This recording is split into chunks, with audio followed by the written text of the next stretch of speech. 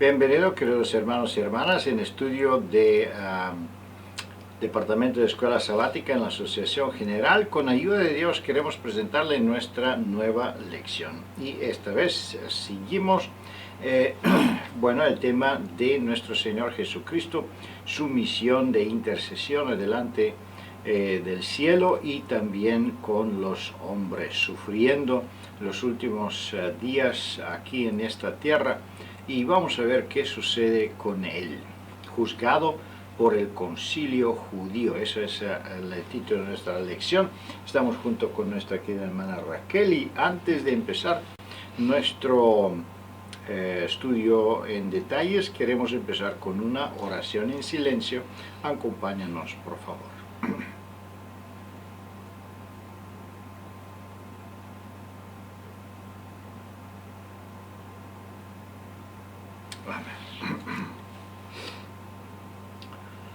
Vamos a hacer un repaso de nuestra lección, juzgado por el concilio judío. Vamos a ver que esta lección prácticamente presenta una situación sublime, una condenación prácticamente a nuestro Señor Jesucristo.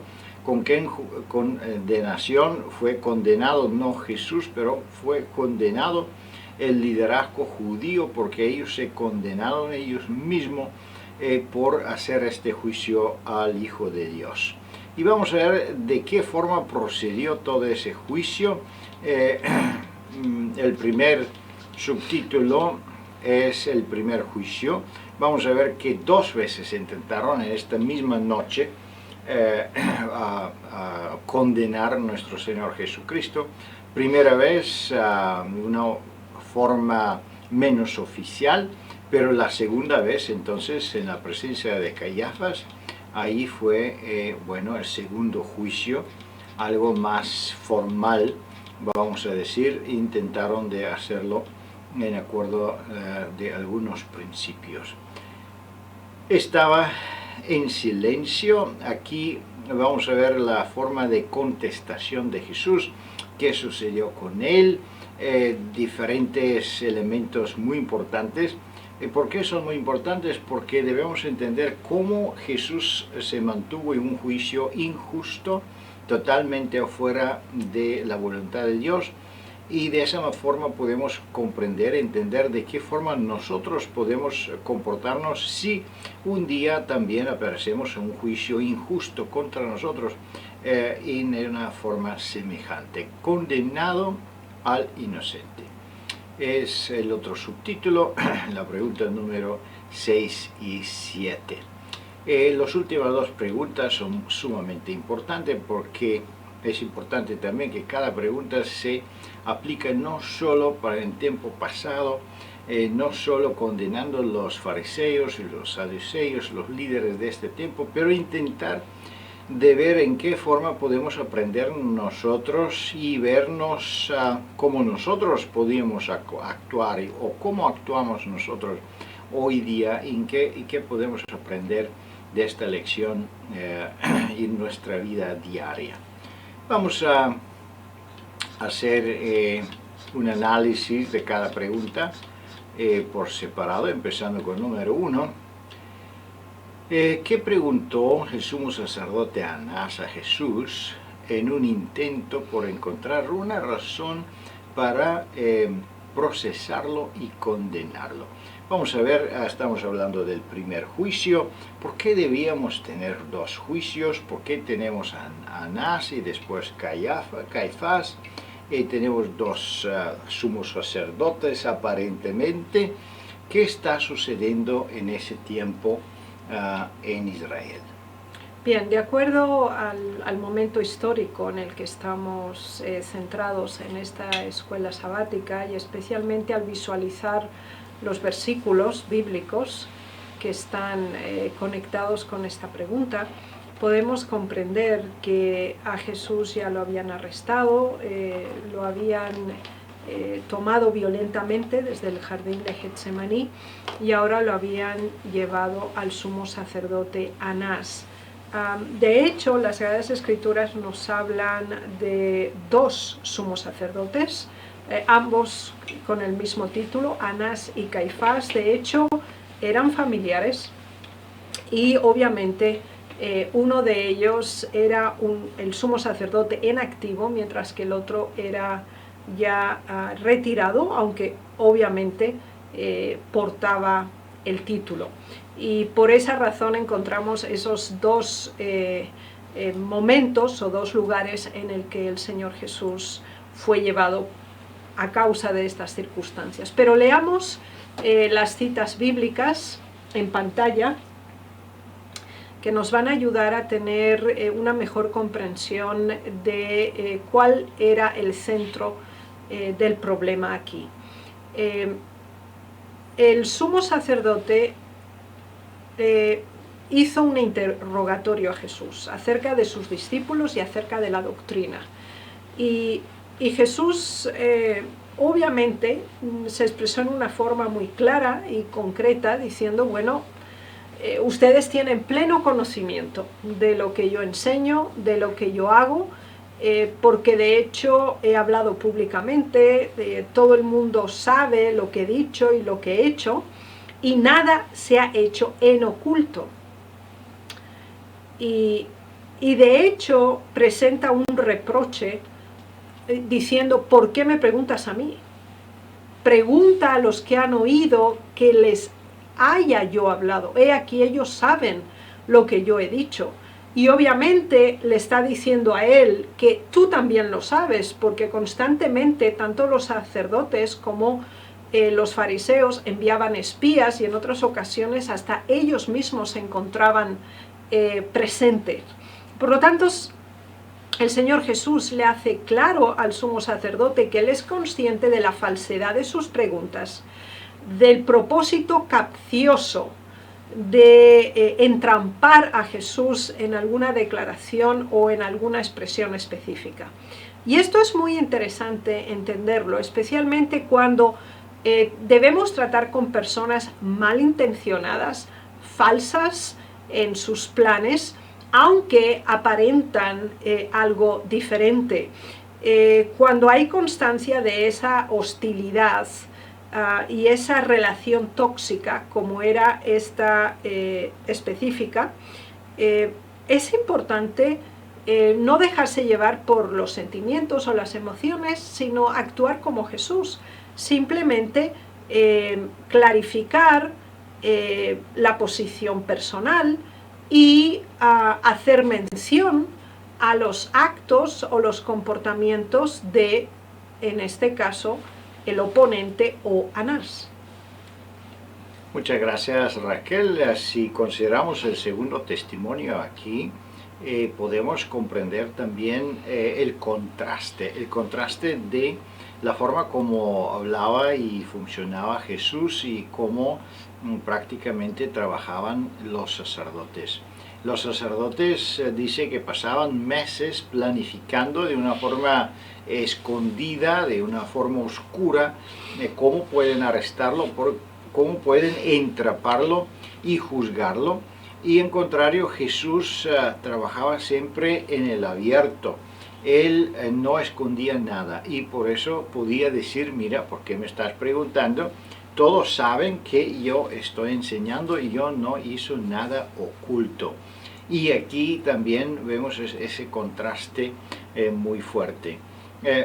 Podemos también ver que los fariseos pensaban que en ese juicio pequeño, vamos a decir, pueden lograr fácilmente sus metas, pero vemos que no fue tan fácil. Jesús respondía de una manera muy clara y ellos no sabían cómo lograr las metas que tenían. Vamos a ver la pregunta número 2, que dice, ¿cómo reaccionó un oficial cuando Jesús respondió al sumo sacerdote? Vamos a ver que los líderes se molestaron por esta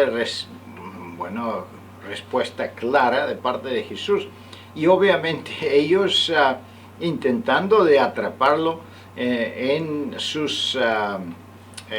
forma oscura, fueron desmascarados de una forma muy fácil de parte de Jesús. y por eso se molestaron. Cuando una persona usa la violencia es porque está débil, porque está perdiendo. ¿Qué sucedió y por qué contestó de esa forma ese siervo del sumo sacerdote? ¿Y qué fue la reacción de Jesús?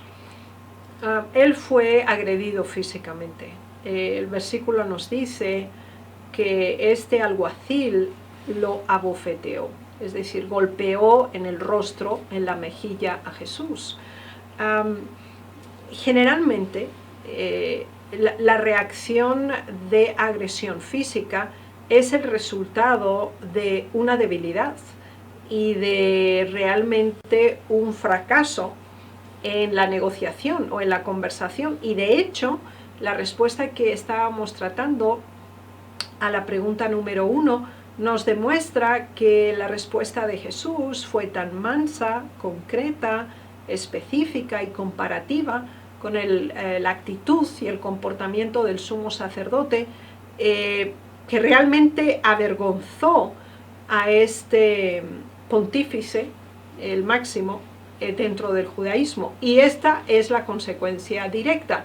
Aún después de haber sido agredido físicamente, Jesús continúa con el método de comparación y contraste, que motiva la reflexión y el cambio de actitud. Ya que Jesús simplemente le dijo, bueno, si yo he contestado mal, dime lo que está mal. Y si lo he hecho bien, ¿por qué me estás golpeando? Entonces, ¿cómo actuar en un momento de violencia, especialmente cuando debemos testificar de la verdad y sabemos que en breve habrá una situación de oposición y de persecución sistemática a nivel mundial? La actitud debe ser únicamente, obviamente, por la gracia de Dios, serena, mansa y pacífica. No autodefensa, no réplica de comportamiento agresivo, sino simplemente volver a cuestionar el comportamiento y llevar a la reflexión al individuo o al grupo oyente. Es interesante este asunto porque, por ejemplo, en su predicación en las montañas, en la montaña dijo Jesús que si alguien no golpea de una mejilla debemos dar la otra. Sin embargo, aquí en esa situación vemos que Jesús no dejó la otra, pero él se defendió. ¿Y por qué se defendió? Porque en este caso no estaba en juego solo su personalidad, estaba en juego prácticamente el plan de salvación, estaba en juego la doctrina que él enseñaba, y por eso él debía demostrar que de ninguna manera, podemos decir,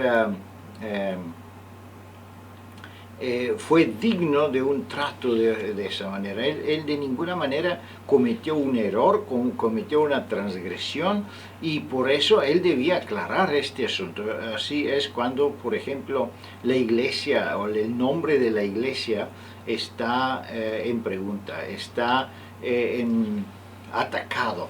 Nosotros no podemos decir, vamos a dejar todo así. Debemos defender el nombre de la iglesia, debemos defender las propiedades de la iglesia. No podemos decir, bueno, nos robaron una iglesia, vamos a dejar 2 iglesias que se pierden, o se pierde un miembro, pero vamos a dejar más que se pierden.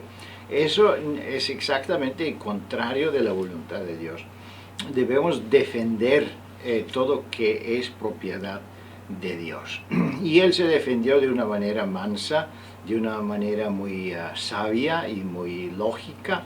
Él simplemente apeló a las leyes que existían en ese tiempo, la ley de Moisés, que necesitaba prácticamente tener testigos para condenarlo, tener testigos para que proceder con qué tipo de juicio si tenían algo contra él. Y ellos no tenían, en este primer juicio, no tenían ni testigos ni nada. Ellos intentaban solo entraparlo en algunas palabras y así fácil pensaban que pueden condenarlo en algún punto doctrinal. Pero vamos a ver que eso no sucede y entonces el juicio debe proceder en un otro lugar. La pregunta número 3 dice, ¿a dónde fue llevado Jesús para ser juzgado? Y en ese caso, el segundo juicio.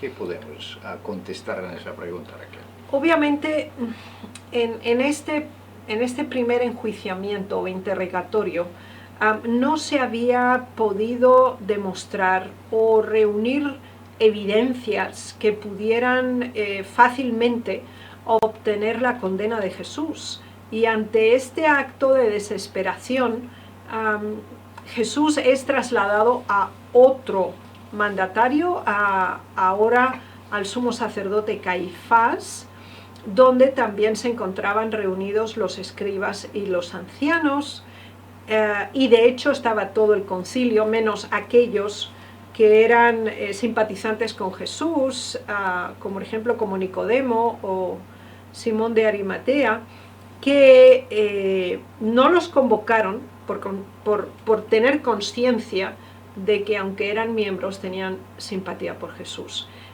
Y el propósito era el mismo, es decir, sacerdotes, fariseos, miembros del concilio, mandatarios, escribas, todos estaban centrados con un único objetivo: demostrar, presentar evidencias suficientes, contundentes, para condenarlo a muerte por parte de los romanos. Y buscando este falso testimonio era el objetivo por el cual procedieron a este segundo nivel legislativo. Gracias, Raquel, y es interesante, bueno, irónicamente aquí tenemos el sumo sacerdote con un grupo de sacerdotes también, el concilio, y prácticamente este juicio, el juicio que se procedía, fue una sombra del juicio que debía suceder, porque se entregaban al pueblo de Dios, se entregó la forma de juicio y una forma semejante como debía suceder o va a suceder el juicio celestial. Y aquí estaba el juez del universo, nuestro Señor Jesucristo, el abogado, el Salvador, el Creador. Y no solo que no lo reconocieron, no solo que no lo adoraron, pero lo juzgaron. Y es increíble en qué forma sutil pueden los hombres engañarse ellos mismos y de qué forma manipulativa prácticamente procedieron con Jesús para condenarlo. Y aquí en los testimonios, por ejemplo, en el segundo testimonio dice que Caifás había considerado a Jesús como su rival. Él tenía montado en su mente un asunto que no tenía nada que ver con la realidad. Los fariseos prácticamente reflejaban un asunto mental muy peligroso, una forma psicópata, una forma sociópata, en que ellos buscaban de encontrar enemigos y buscaban algunas enemistades, falsas doctrinas, terribles consecuencias. Si Jesús podía ser aceptado, entonces los romanos debían venir y tomar toda la posesión sobre el Israel y perder todo, bueno, cosas que no tenían nada que ver con la realidad. Y aquí el sumo sacerdote pensaba que Jesús quería tomar su asiento, totalmente no tenía nada que ver. Jesús tenía prácticamente la autoridad celestial incomparablemente más grande que esa de Caifás. Pero ¿qué sucede? Es que cuando nosotros permitimos que el diablo ocupe nuestra mente, como fueron los líderes de Israel en ese tiempo, entonces se forman ideas fantasmas, se forman peligros que no existen, se forman ideas de problemas que prácticamente no existen. Y todo eso, el diablo lo preparó y usó sus instrumentos para dañar a Jesús, para si es posible que Jesús se arrepiente y abandona el plan de salvación que fue planificado antes de la formación del mundo. Pero vemos que Jesús resistió intensamente esa terrible oposición y vamos a ver más adelante qué sucedió. La pregunta número 4, ¿cómo intentaron esos hombres lograr sus metas? ¿Qué sucede para que ellos por fin lo condenarán? Porque ellos traían, bueno, tenían una preparación, como dice el testimonio, meses antes de ese encuentro, ellos planificaron plan A, plan B, cómo prácticamente atraparlo y matarlo prácticamente.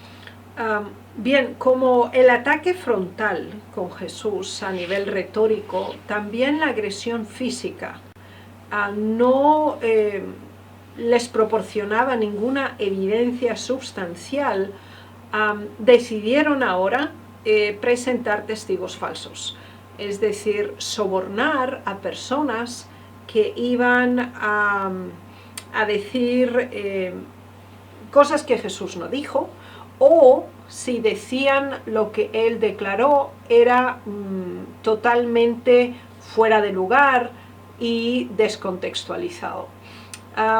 Y de hecho tenemos un ejemplo específico de cómo lo hicieron cuando el Señor Jesús mencionó en una de sus intervenciones públicas en el templo la destrucción y la reedificación del templo en 3 días. Estaba totalmente fuera de lugar.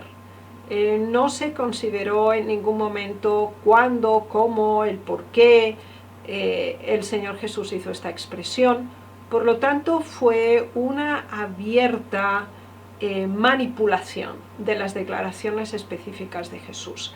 Por lo tanto, si nosotros seguimos paso por paso el proceso, nos damos cuenta que cuando se intenta destruir a una persona, se hace en secreto, se hace ocultamente, se manipulan personas, circunstancias, se usa el poder o la autoridad o las responsabilidades que se tienen como un medio impositivo para obtener los fines deseados, y obviamente la falsedad, la mentira, la transgiversación y la manipulación de los hechos, el intentar dañar el carácter de la persona y en forma fraudulenta transformar sus declaraciones, son una demostración del espíritu que mueve a las personas que intentan dañar a otras, como en este caso específico el de los sacerdotes, fariseos, escribas, ancianos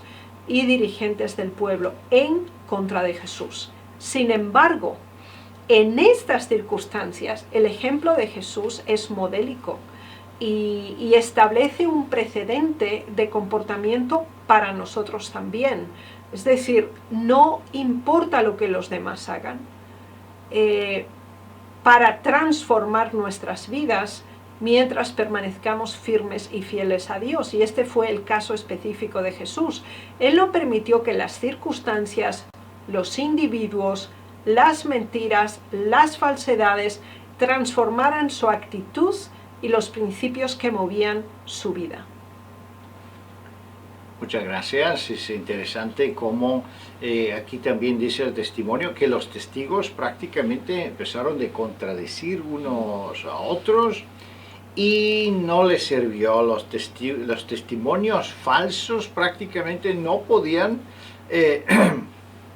condenar a Jesús porque su vida fue tan perfecta, tan sana, tan pura.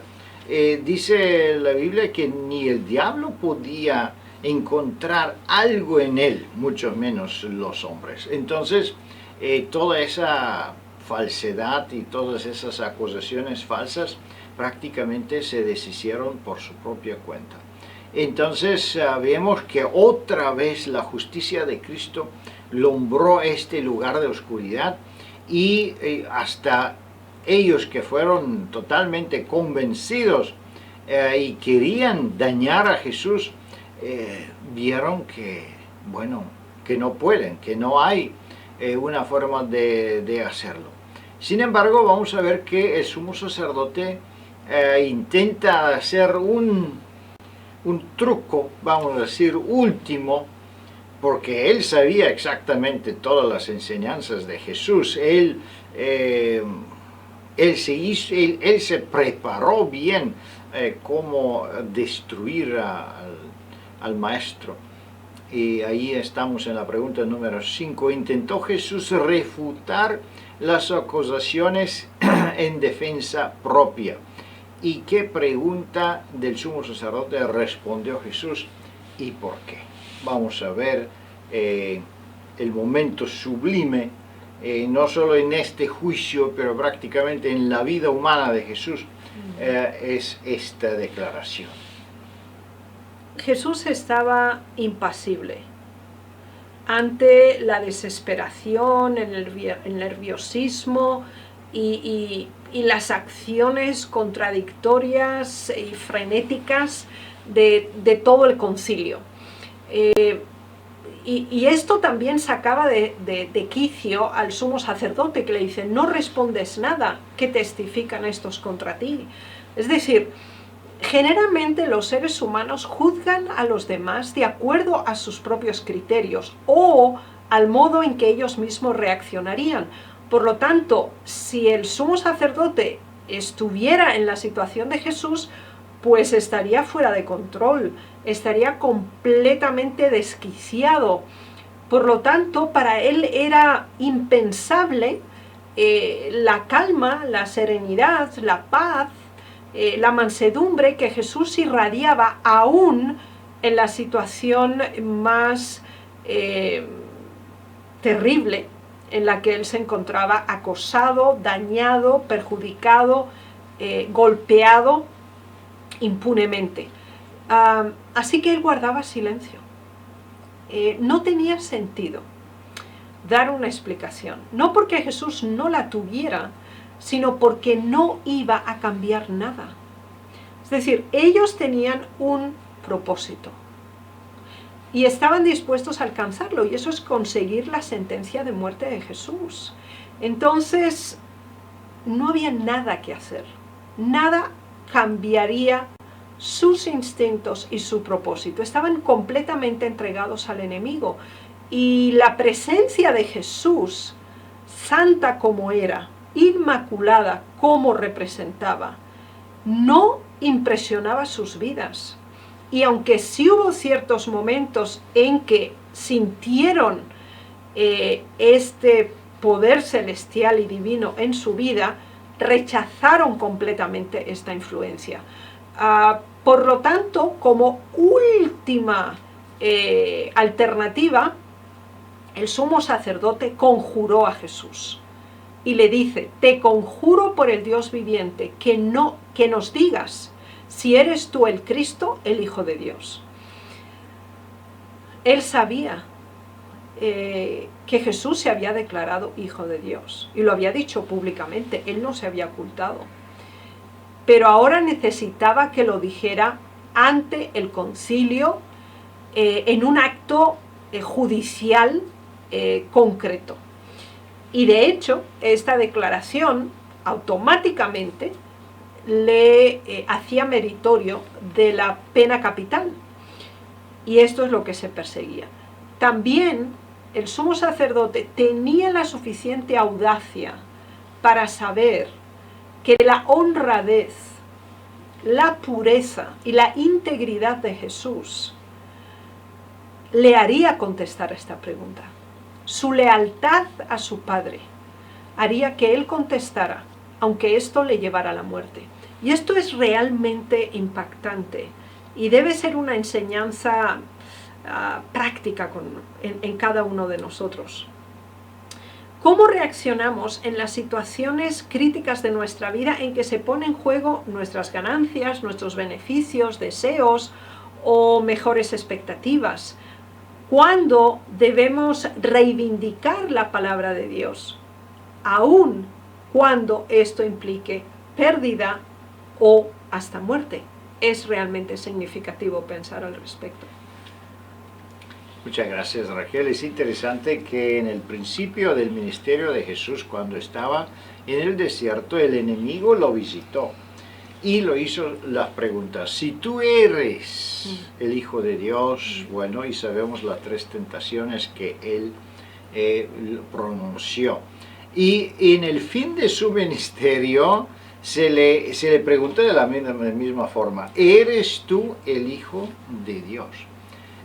Y podemos decir que toda su vida Jesús prácticamente demostró que Él es el Hijo de Dios. Eso fue prácticamente la misión que Él tenía, hacer una demostración del carácter de Dios, hacer una demostración de cómo se puede vencer el pecado, las tentaciones, el diablo, la muerte, y Él lo hizo, Él lo demostró.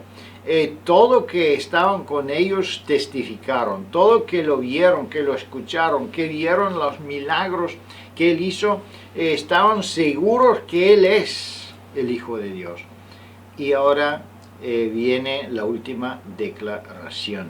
Bueno, si uno tiene miedo por la muerte, puede denegar su misión, puede denegar que podemos negar que somos adventistas, que somos miembros de esta iglesia. Si viene el tiempo de la persecución, podemos negarlo para salvar nuestra vida. Pero por eso dice la palabra de Dios, si salvamos nuestra vida, la vamos a perder la vida eterna. En este caso, nuestro Señor Jesucristo quería vencer la muerte, por eso Él no pudo mentir, no pudo denegar su existencia, y Él declaró, y Él se declaró delante de del juicio, adelante de los consejeros y Caifás. Bueno, vamos a ver en la pregunta número 6, cuando Jesús dijo la verdad, ¿cómo reaccionó Caifás? Porque es interesante ahora, Caifás sabía que Jesús hacía milagros, sabía que Él resucitó hasta los muertos, que curó los enfermos, leprosos, todo tipo de enfermedades, que hasta los demonios obedecían a Jesús. Entonces, si Caifás sabía, bueno, que tenía algo de conciencia, vamos a decir, tenía la oportunidad aquí a reconocer a Jesús, a adorarlo, a agradecerlo por todo lo que Él hizo. Sin embargo, Caifás, como él pensaba que Jesús es su rival, que quiere tomar su posición en el sacerdocio, entonces él no reaccionó de una forma espiritual, pero de una forma totalmente carnal. ¿Y qué hizo prácticamente Caifás? Bueno, el Señor Jesús contestó, reaccionó exactamente como Caifás esperaba que lo hiciera, basado en su lealtad y en su integridad. Jesús dijo, tú lo has dicho.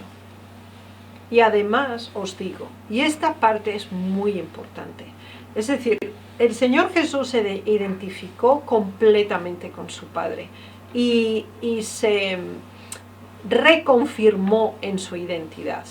Pero ahora era el momento de hablar y de presentar el futuro.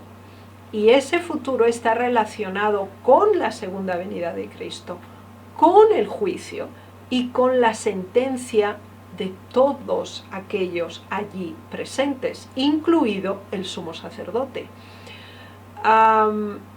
Y de hecho, esta profecía de Jesús se encontraba ya anunciada también en Daniel y después reconfirmada en Apocalipsis. La reacción del sacerdote fue tan impactante que se rasgó las túnicas sacerdotales, lo cual lo descalificaba, de acuerdo a las leyes rituales, a seguir oficiando como sumo sacerdote. De hecho, su ropaje, sus vestiduras, eran santas y sagradas y habían sido dedicadas al servicio. El hecho de que fueran rotas era un quebrantamiento de esta misma ordenación. Y ahora dice, ha blasfemado. ¿Qué más necesidad tenemos de testigos? He aquí, ahora mismo habéis oído su blasfemia. Bien, este era el propósito. Y ahora el sumo sacerdote lo había conseguido, pero había sentenciado su propia vida. Al sentenciar a Jesús, se sentenció a sí mismo.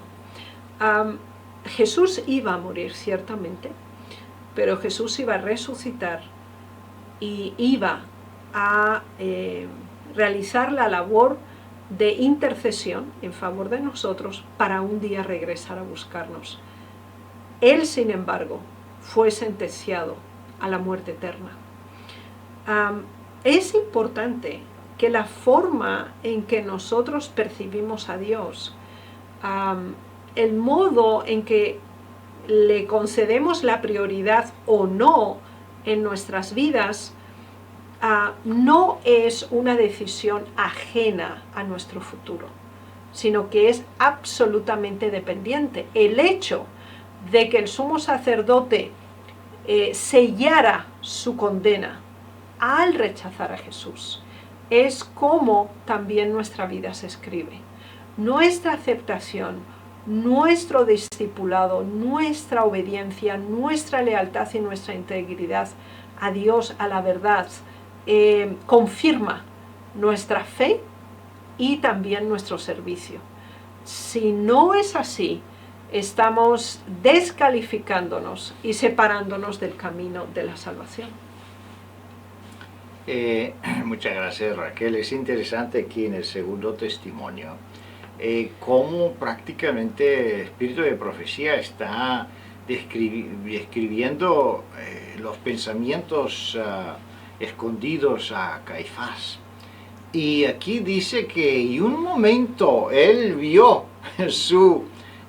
Dios lo mostró, que cuán equivocado él es, que viene un juicio celestial donde él debe responder, que él se recordó que Jesús hablaba de una resurrección en que Caifás no creía porque él fue un saduceo. Los saduceos sabemos que no creían en la resurrección, pero el Espíritu Santo lo mostró, pero su corazón estaba tan endurecido, él estaba tan aferrado a su posición y a su deseo de supremacía, y en su mente psicopática prácticamente él no permitió a sí mismo esa debilidad, esa aparente debilidad de ceder esta voz suave del Espíritu Santo y de prácticamente de aceptar el Maestro. En contrario, él dice que él prácticamente él estaba atormentado solo por el pensamiento que este hombre debía salir de este juicio de una forma justa, de una forma justificada. Entonces él hizo que hizo, prácticamente condenó a Jesús, no por algún delito, no por alguna transgresión de la ley, pero porque él se declaró el Hijo de Dios. Pues eso es lo mejor que puede suceder a un pecador, pues, que puede ser un hijo de Dios. Pero bueno, vemos hasta dónde lo llevó prácticamente ese deseo de supremacía, este deseo de ser la autoridad máxima y la última palabra en el área espiritual en Israel.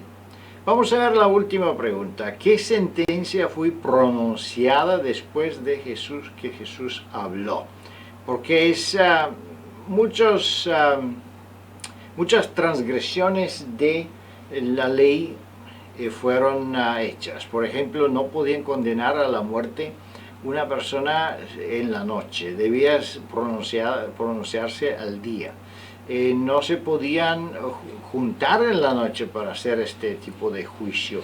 No podían traer testigos falsos. Eso fue prácticamente la práctica de de Isabel, de la reina tan mala y pagana, que trajo testigos falsos contra un hombre justo para poder robar y poseerse de su viñera o viñero. Entonces aquí tenemos un ejemplo semejante. Pero ¿qué podemos responder a la pregunta 7? ¿En qué sentencia fue condenado prácticamente Jesús? ¿Por qué y qué fue aplicado en relación con esta condenación? Bien, todos los presentes, en unánime acuerdo con el sumo sacerdote, se alegraron de haber alcanzado el objetivo de poder tener argumentos para condenar a Jesús. Y ahora procedieron a maltratarlo físicamente. Ya lo habían hecho antes y ahora lo golpearon, le escupieron, le dieron puñetazos, lo abofetearon, y además de todo eso se burlaron.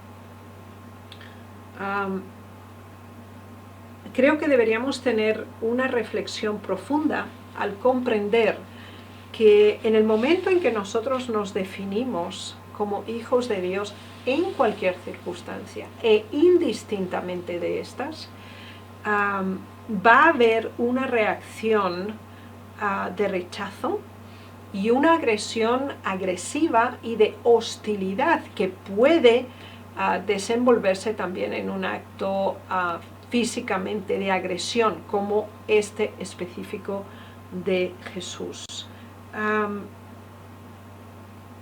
Quiera el Señor ayudarnos para que el conocimiento, la relación con Dios sea superior a nuestro propio dolor físico, a nuestra propia angustia mental y hasta nuestra propia vida. Gracias, Raquel. Qué triste es la situación. Después la condena a la muerte. Bueno, tenemos esa forma de burla que la gente hicieron. Es interesante como ellos sabían que Jesús profetizó cosas, que Él hizo milagros. Entonces los siervos se burlaban con Jesús pegándolo y diciendo: adivina, adivina quién te pegó. Bueno, un día va a ser...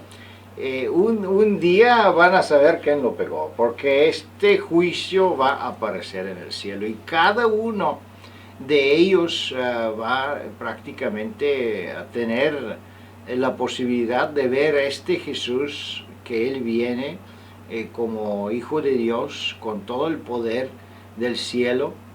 Y bueno, sabemos el resultado, como qué terrible va a ser la reacción, qué terrible la angustia que esta gente van a tener cuando ellos se dan cuenta del gran error y pecado que ellos hicieron por maltratar al Señor de esa forma. Pero ese tipo de maltrato fue también contra la ley. Una persona podía ser condenada, pero no podía ser maltratada de esta forma. Todo eso prácticamente revela la falta de la espiritualidad, la falta de justicia, la corrupción en que se encontraba prácticamente el Sanhedrin, los líderes de Israel en este tiempo. El único que le importaba prácticamente fue las posiciones, los salarios, el honor, la gloria que podían obtener por la parte de los creyentes. Que Dios nos cuide y nos guarde, queridos hermanos y hermanas, para no caer en ese orgullo, para no caer en ese deseo de ser superiores de los otros. Y es muy fácil caer en esa tentación. si nosotros somos líderes y somos pastores y somos maestros de escuela sabática y sabemos un poco más de los otros. Por eso debemos orar, debemos tener una oración constante, que Dios nos ayude para no orgullecernos, para no permitir que el diablo prácticamente nos convierte en fariseos, nos convierte en saduceos, porque es muy fácil, nuestra naturaleza es débil. Pero si nosotros nos dedicamos a Jesús y permitimos que el Espíritu Santo nos guíe, entonces podemos seguir el ejemplo de nuestro Señor Jesucristo, vencer con victoria toda esa terrible maltrato, y sabemos que no solo venció, pero Él no perdió la confianza en la humanidad.